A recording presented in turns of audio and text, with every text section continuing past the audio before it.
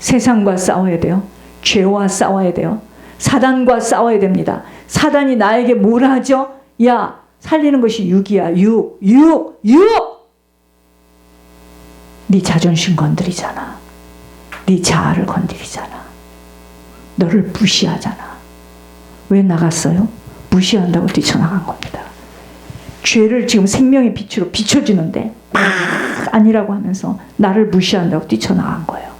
뛰쳐나갔다가 어떻게 됐습니까? 이리한테 잡혀가지고 갈기갈기 다 끓겼어요. 돌아왔으니 망정이지. 돌아오지 못한 자는. 여러분, 이게 실제입니다. 이게 실제예요. 이 땅에서 부끄러운 거요? 그거 아무것도 아닙니다. 지옥을 한다면 여러분, 매일매일 싸워야 돼요. 죽음과 싸워야 되고요. 사단은 죽으라는 거죠. 무슨 말인지 아십니까? 너 육신이 다 망가졌어. 끝났어. 넌 죽어. 이럽니다. 죽음과 싸워. 왜 죽어요? 왜 죽어요? 영으로 살아야 되는데. 목사님 어떻게 살아요? 돈 없죠. 건강 없죠. 사람 없죠. 힘 없죠. 어떻게 살아요, 목사님? 그러니 이제 그리스도 예수 안에서 사는 일만 남았지. 그걸 모르니까 비참하고 외롭고 고독하고 슬프고 가장 실패된 자처럼 자신이 계속 죽음으로 들어가는 겁니다. 싸워야 돼요. 그래야지만 죄를 다스릴 수가 있게 돼요. 세 번째 뭔지 아십니까? 옳은 일을 하게 될 때 죄를 이깁니다. 여러분, 저는 오래전에 평신도 때 말씀을 갖고 막 그게 오늘을 위해서 그렇게 그런 훈련을 시켰는지 어떤 집에 갔는데 첩네 집을 간 거예요. 첩. 본처가 알려줘서 그 본처의 첩 집에 내가 말씀을 갖고 들어갔습니다. 이 사람이요, 복음을 전하고 막 하니까 나는 이 사람이 지금 저 사람의 첩인 줄 알고 들어간 겁니다. 처음에는 그냥 살적하고요. 그냥 눈꼬리가 올라가고 난리가 났습니다. 말씀의 생명의 빛이 들어가면서 이 사람이요, 자기 속에 있는 그 이제 어둠을 이제 보는가 보죠. 눈물을 줄줄 흘리다가 그 사람이 이제 인실직고를 하게 됐습니다. 무엇이 당신을 누르는가? 아내가 있는 남자를 내 남자로 동거하고 살고 있습니다. 여러분, 이분이 나중에 뭐라 하느냐면 자기가 그 본처 집에 가요. 본처 집에 가서 다 줄 테니까, 자기 남편도 다 주고 나는 두 손을 들 테니까 나를 용서해달라 하면서 예수님을 증거합니다. 여러분, 옳은 일을 할 때 죄를 이겨요. 무슨 얘기인지 아세요?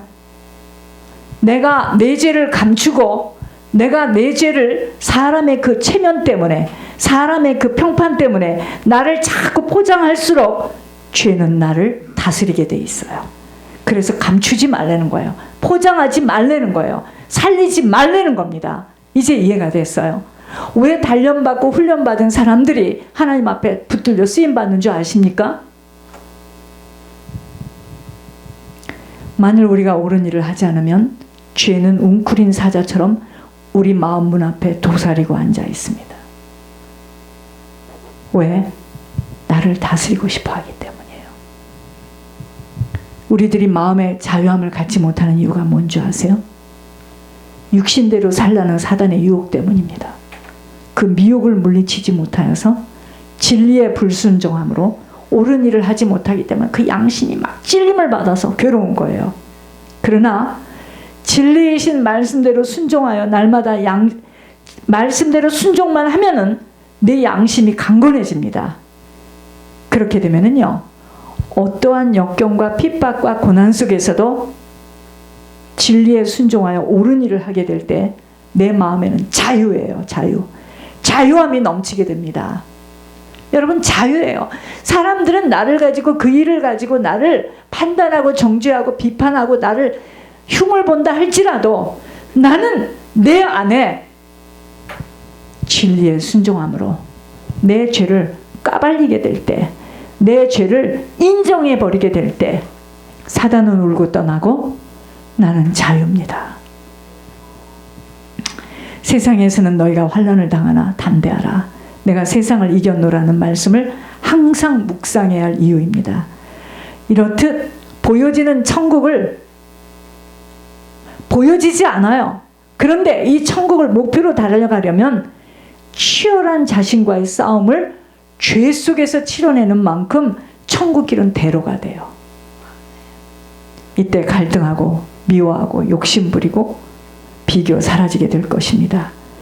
여러분, 결국요, 우리가 똑같이 앉아서 말씀을 듣고 있지만 죄와의 각자가 치열한 싸움을 해내지 못하는 한은 천국은 침노하기 어려워요. 그 말은 우리 주변에 있는 가문과 가정 속에 이 생명이 흘러갈 수 없습니다.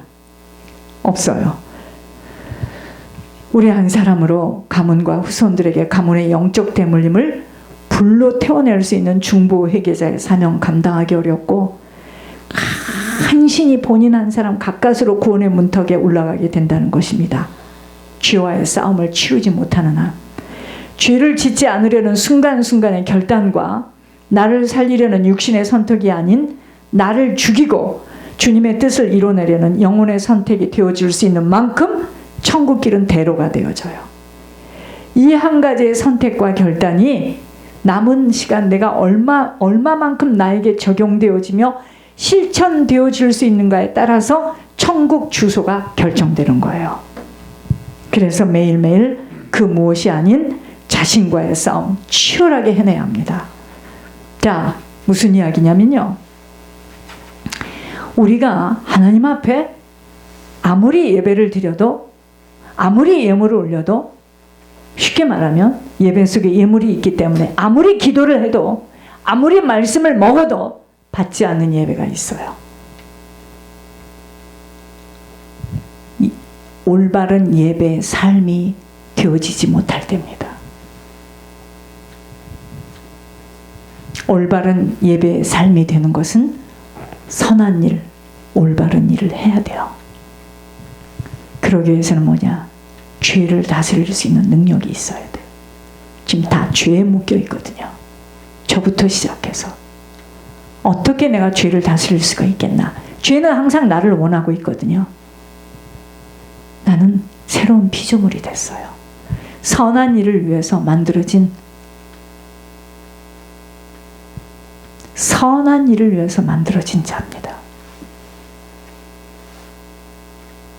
하나님이 나의 일거수일투족을 다 보고 계시고 나와 함께 하세요.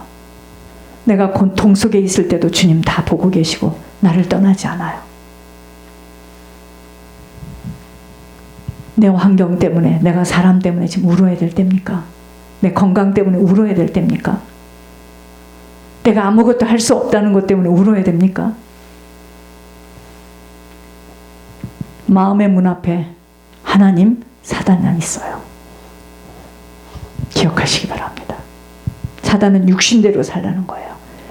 육신의 충족, 육신의 이익, 육신에 딸려 살라는 거예요. 세 번째 뭐냐? 옳은 일을 하게 될 때 죄를 이겨요. 자, 교회 소식 보겠습니다. 그 누구도 쉽게 걷지 못하는 광야길,